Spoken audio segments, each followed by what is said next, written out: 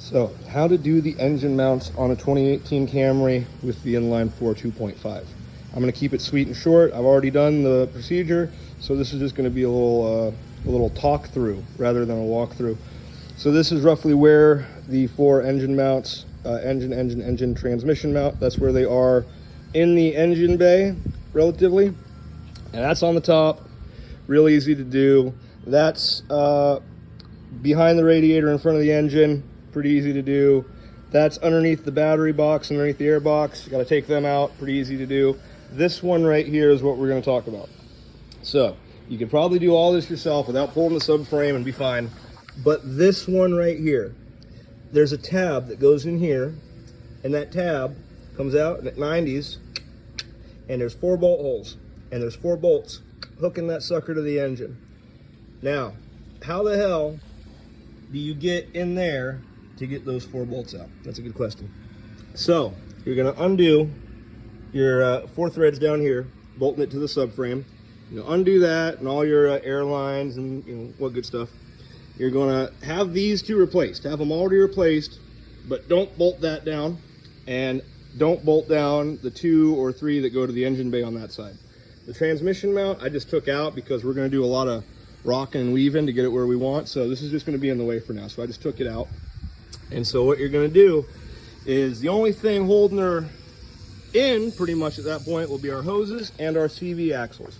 So I had it lifted up, and then what I did, I had it on jack stands, and then I lifted the tire and I put a cinder block under it, so when I brought it back down on the jack stand, the suspension was sucked up because that cinder block was underneath it. What that did was it moved my CV axle up so that when I had my jack down underneath my transmission and I'm picking up, trying to get this tab to clear out of there so I can get that engine mount out after I've gotten space and I've gotten my ratchet in there and loosened those 4 bolts. Get that off, and you're going to have to waller and walk this engine around a little bit to get that last one out. And it's going to pop off, come out, down under. Your safety cover down there is going to be taken off for this. Once you do that, the other one will go right back in, and it's just the reverse putting it in. That part lifting up the wheel is so that CV axle, which is attached to the transmission, is brought up as well, because we're jacking right here, and we want as much room as we can get to finagle these parts out and around. So that's the only one that's really going to hang you up, and that's how I did it. And once I got that in, I went back and I installed my transmission mount, tightened up my other 2 engine mounts, and everything went together really well.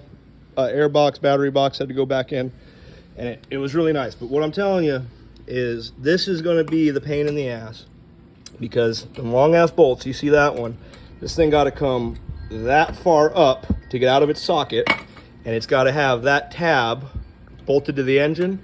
That got to be out of the way. That's got to be undone from the engine. You will not be able to pry that out and get it out of the way. It has to be unbolted, moved, and then this can come. And then when you go back in, it's the same thing in reverse. This goes in, tab bolts to the engine, your tab fits in there, you align it, and you bolt it. It's a pain in the ass. But if you do it this way, no dropping the subframe, no doing all that, and everything else will come back together real nice and really sweet. I don't know how critical that part is, raising the wheel, but I did it just so I'd have extra room, and I did it, and now my engine mounts are nice and secure. So, hope this helps.